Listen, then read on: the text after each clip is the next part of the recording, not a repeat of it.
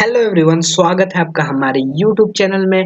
तो हम सी लैंग्वेज की एक और नई वीडियो सीरीज लेके आ चुके हैं और जिसमें हम सीखने वाले हैं एक इनबिल्ट फंक्शन जो कि बहुत इम्पोर्टेंट फंक्शन है।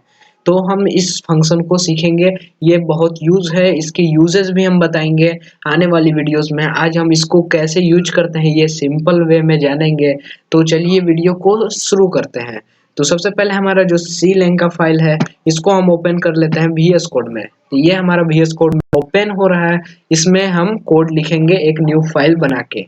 जैसे कि आप लास्ट वीडियो देखे होंगे, तो हम लास्ट वीडियो में स्केप सीक्वेंस के बारे में सीखे थे, जो कि इम्पोर्टेंट है। स्केप सीक्वेंस भी, ये भी बहुत यूज होती है। तो हम यहाँ पे एक न्यू फाइल बना लेते हैं जिसका नाम रखेंगे हम 6_tutorial.c 06_tutorial.c।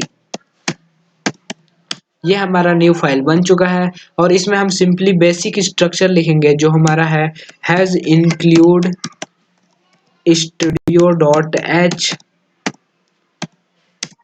और एक मेन फंक्शन बनाएंगे। इसी में हम सारा कोड अपनी लिखेंगे और लास्ट में हम रिटर्न 0 लगा देंगे।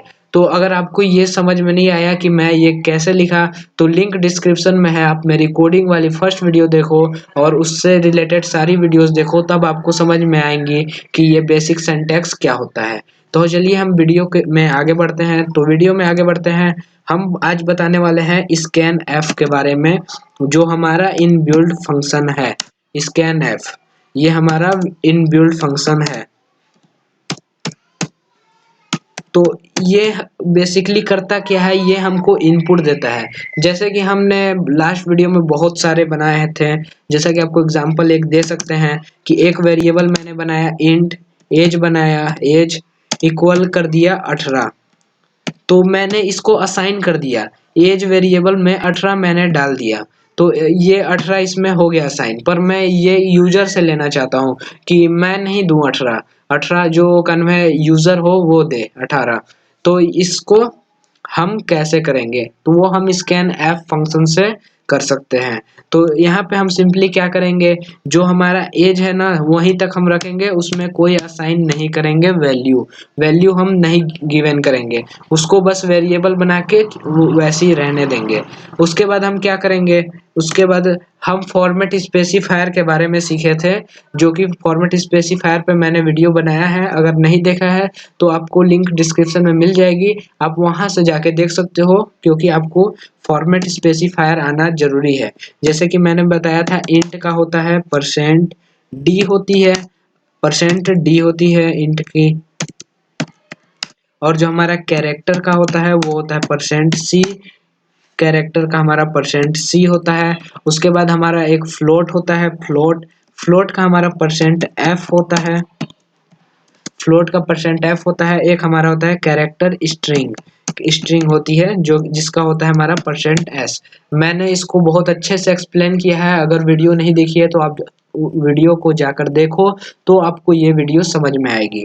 इसके बाद मैं बताता हूँ इसमें इनपुट कैसे लेंगे। तो इसमें इनपुट कैसे लेंगे, हमने बताया स्कैन एफ फंक्शन के बारे में।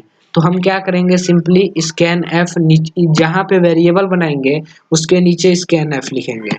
हमने स्कैन एफ लिख दिया। उसके बाद पैरेंथेसिस ब्रैकेट लगाएंगे। पैरेंथेसिस ब्रैकेट लगाने के बाद पैरेंथेसिस ब्रैकेट लगाने के बाद हम डबल इन्वर्टेड कॉमास लगाएंगे।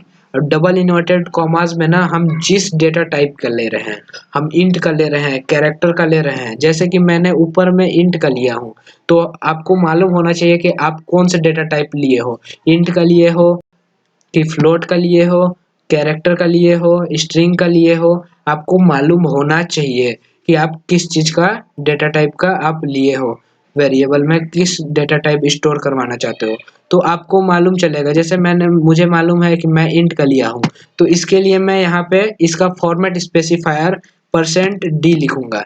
उसके बाद डबल इन्वर्टेड कॉमा से बाहर आऊंगा और कॉमा लगाऊंगा एक, और एक M% लगाऊंगा, जिसे आप एंड भी कहते होगे। ये M% लगाना बहुत जरूरी है अगर इनपुट लेना है तो, और M% लगाना है, ये हमारा सिंटैक्स कहता है।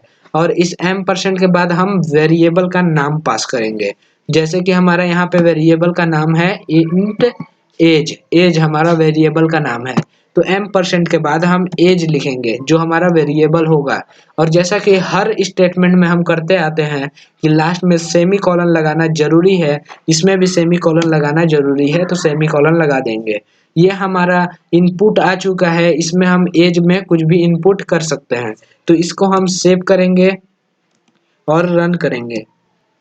जैसे ही मैं इसको रन करूंगा तो आपको कुछ यहाँ पे नहीं मालूम चल रहा होगा, बट मैं यहाँ पे लिखने के लिए ऑप्शन आ रहा है। यहाँ पे मैं कुछ लिखूंगा तो ही हमारा प्रोग्राम आगे जाएगा। जैसे कि मैंने लिखा 34, फिर एंटर करूंगा तो हमारा प्रोग्राम खत्म हो गया, क्योंकि उसके बाद हमारा कुछ था ही नहीं, उसके बाद हमारा कुछ नहीं था। तो ये हमारा इंट वेरिएबल का हो गया, इंट वेरिएबल। अब इंट के लिए ये इंट डेटा टाइप के लिए मैंने कर लिया। आप कैरेक्टर का करो, फ्लोट का करो, आप ट्राई करो, ट्राई करोगे तो ही होगा, नहीं करोगे तो आपको कुछ नहीं आने वाला। आप सिर्फ वीडियो देख के कुछ नहीं कर सकते, आपको VS कोड में जाना होगा या फिर अपने कोई भी कोड एडिटर में जाना होगा और ये सारे कोड को लिखना होगा, तो ही आपको समझ में आएगा कि कैसे इनपुट होता है। तो इसके लिए मैं एक और आपको इनपुट लेने के लिए बता दे रहा हूँ, जिसको मैं बताऊंगा कैरेक्टर स्ट्रिंग को। तो सबसे पहले हम कैर लेंगे, फिर एक नेम नाम का वेरिएबल बना लेंगे, फिर सेमीकोलन लगा देंगे, क्योंकि मुझे वैल्यू अभी नहीं देना, उसको स्कैन एफ के थ्रू देना है, मतलब उसको हमको टर्मिनल में देना है। तो टर्मिनल में हम उसको वैल्यू को देंगे।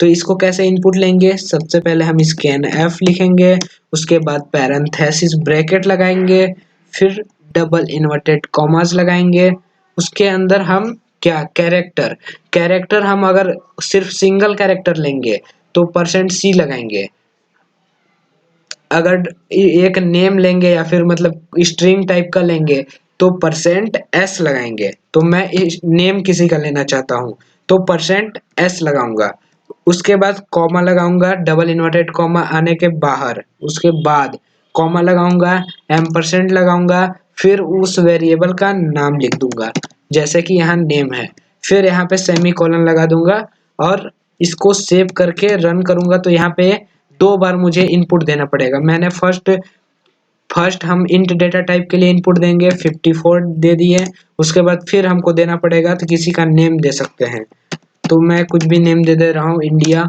तो ये हमारा 2 बार इनपुट लेगा। तो यही हमारा स्कैन एफ का फंक्शन का है।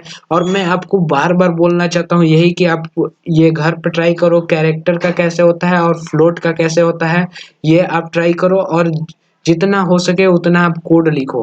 कोड लिखोगे गलत होगा तो समझ में आएगा आपको, फिर से ट्राई करो समझ में आएगा।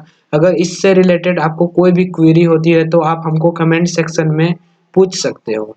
तो आज के लिए बस इतना ही। आई होप दैट कि आपको बहुत अच्छे से ये वीडियो समझ में आया होगा। तो मिलते हैं नेक्स्ट वीडियो में, तब तक के लिए बाय बाय।